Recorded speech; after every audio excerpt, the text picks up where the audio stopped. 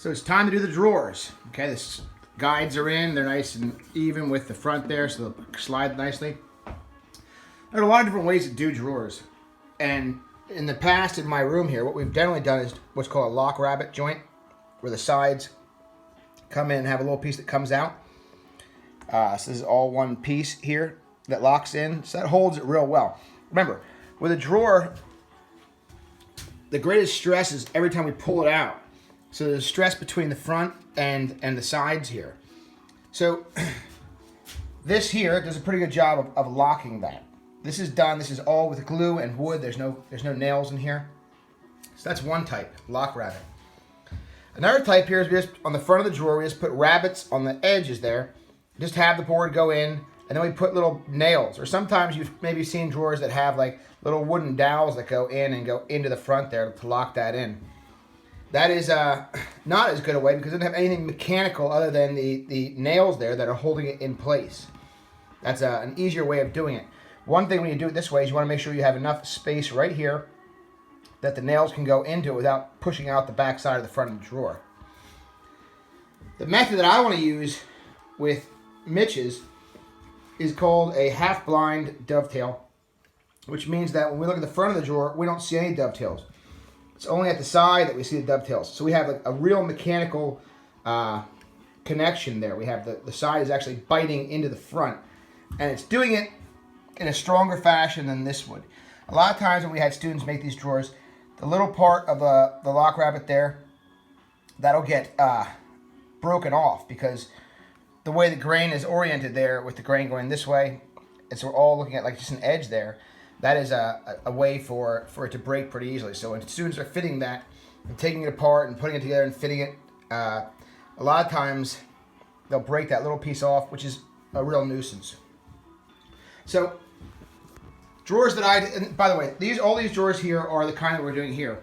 When we put them in, the front of the drawer sits flush right on the front here.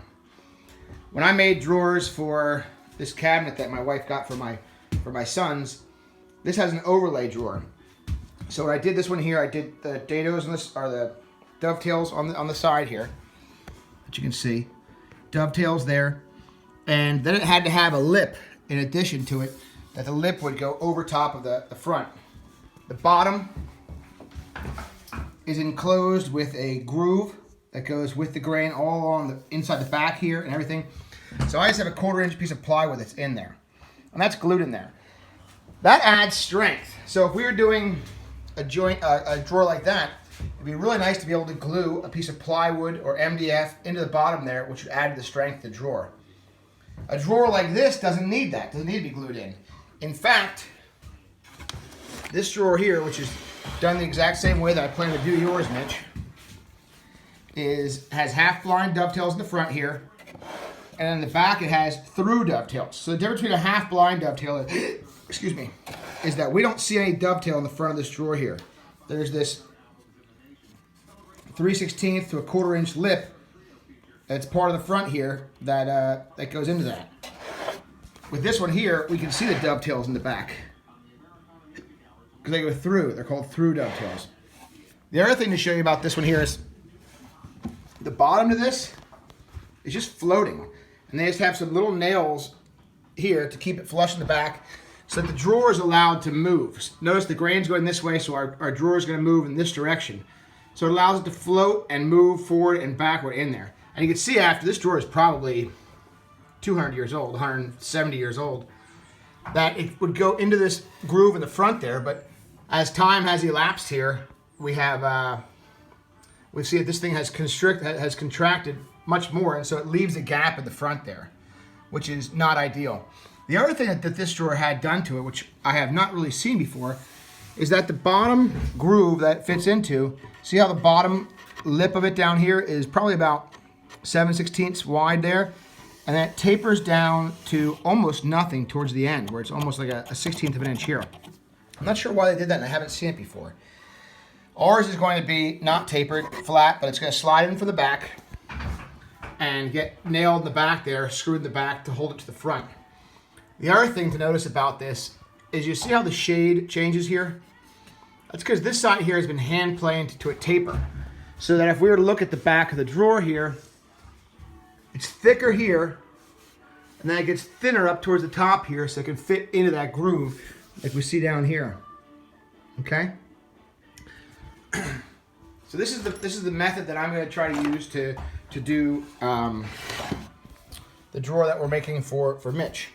So Mitch, this is an old school drawer, and this front here is probably about 7/8 of an inch thick. The sides are about 9/16 thick to 5/8, and the back is the same thing. It's 9/16 to 5/8. So our drawer's thicker, and the reason we make the drawer thicker is because we have to have these dovetails in here. So if we had a real thin board, our dovetails wouldn't be very deep into it because they have to stop before it hits the front there. Otherwise, you'll see the dovetails going through. Okay? You know, when I went to Massachusetts this past summer. I went to a Shaker Village and saw some of their drawers. They did an interesting thing. See how our sides are all the same thickness going up here? That thickness is the same as in the bottom. But what the Shakers did was they made this piece thick at the bottom and then tapered thin at the top. So when you looked at the top of it, it had a real elegant look because it had a really thin side. But it had all of the mass down to the bottom where it was necessary so that it wouldn't break out like this one has broken out in the top here. I had not seen that before. It is a really interesting method of doing it. It's more work for certain because your drawers have to be planed with a taper to them. So, I mean, it is something that can be done. In fact, in the video that I did for a construction manufacturing class,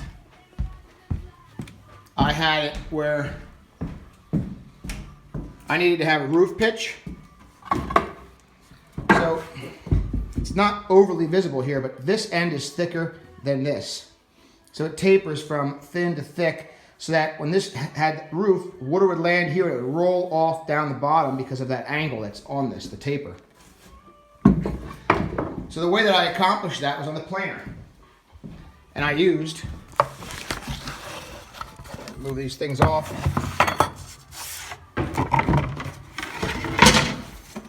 Excuse me. I used this board here that was on the bed of my planer. So you see how I have that 1/4 inch piece that is glued under the edge there? And it holds the board at an angle. So if I were to put this on the table of the planer and run your board over top of that, it would cut more on this side because it would be up towards the blade more than this side. And I could change how dramatic that angle is by changing what the thickness of the spacer is. I can make that a much thicker, much thinner. But that would be a method for doing that shaker tapered side there. I'm not going to do that with yours, Mitch.